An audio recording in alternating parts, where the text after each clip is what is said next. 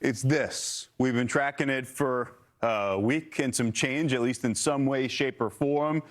It's Hurricane Erin, a Category 2 storm, winds at 105 miles per hour. But if you've been with us, early part of the day, some challenges, rare challenges for what's been a monster of a storm last few days. It does appear as though Erin is once again overcoming some dry air and wind shear. We'll get a new update from the Hurricane Center coming up at 5 o'clock. Wouldn't be surprised if this is a little bit stronger again.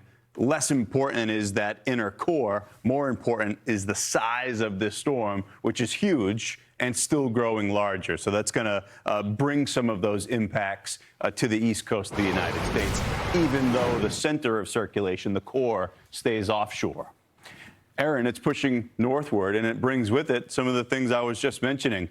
Life-threatening coastal conditions, some surge to the Outer Banks, surf and rip currents to much of the east coast of the United States. And you're seeing some of those places. That's Daytona Beach right there. A northeast breeze, 11 miles per hour. Some of the swell coming in. It does worsen, though, as we move into tomorrow. And as the storm tracks close and parallels the coastline, Fox Weather has boots on the ground up and down the East Coast. You're looking at that team sprawling from Florida all the way up back to New York to give you live, real-time coverage that you can count on. Let's go to the southern periphery, top left. You see the man right there. It's Fox Weather Meteorologist Steve Bender. He's live from St. Augustine Beach. He's in search of the Fountain of Youth, but also tracking Hurricane Erin as it gets a bit closer. Steve, what's the scene? I know it's odd to be talking about a hurricane and say, hey, don't pay attention to the top-end winds at the core. It's the size of the thing that we're concerned about at this point. Yeah, the big size of that, Ian, allows that big lever arm to slam the coast, not only here in St. Augustine and what we're seeing in northern Florida, which we will talk about, but as you had mentioned, all up and down the East Coast, really accentuated and heightened in the Carolina coast. But let's talk about St. Augustine. I've dove in a lot of water recently, still haven't found the Fountain of Youth, and I need it, Ian, because I woke up this morning, I was wondering why I was so sore.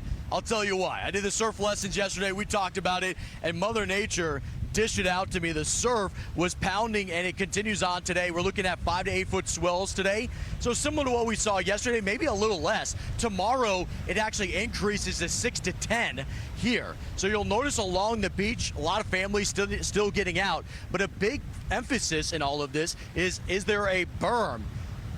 Yeah, and protecting the coastline here. So what we see is that there's about a 3 to 4 foot berm. We're going to be talking to St. John County Coastal Management in a couple hours here. They're going to talk about what they're assessing before and after and refortifying it. But as I mentioned yesterday, I got inside the water. You saw what an amateur is doing. Look out here as you get deeper out past the whitewash and really the white rapids of surfing, and you get out towards those green waves, we see some surfers with some experience. Now, yesterday I got to talk with Ollie. He's the one who gave me the surf lessons, and I noticed today it's relatively quiet for lessons. Only experienced surfers, and that's really what Ollie's been talking about. Take a listen to what he was focusing in on as Erin approaches.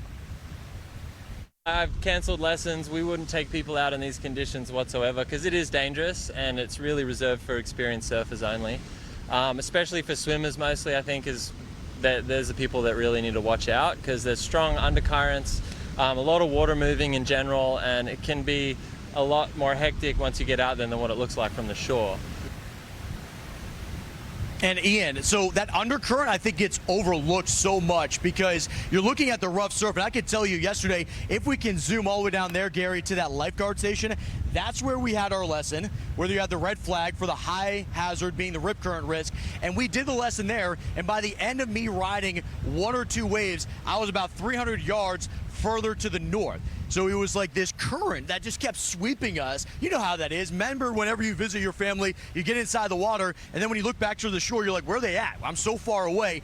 That's what's happening times 2 or 3 here, all up and down the East Coast. So we're going to be talking with, of course, not only officials, but residents and locals, even people that are vacationing, about what their plans are as Erin slowly crawls to the north and continues to batter the coastline.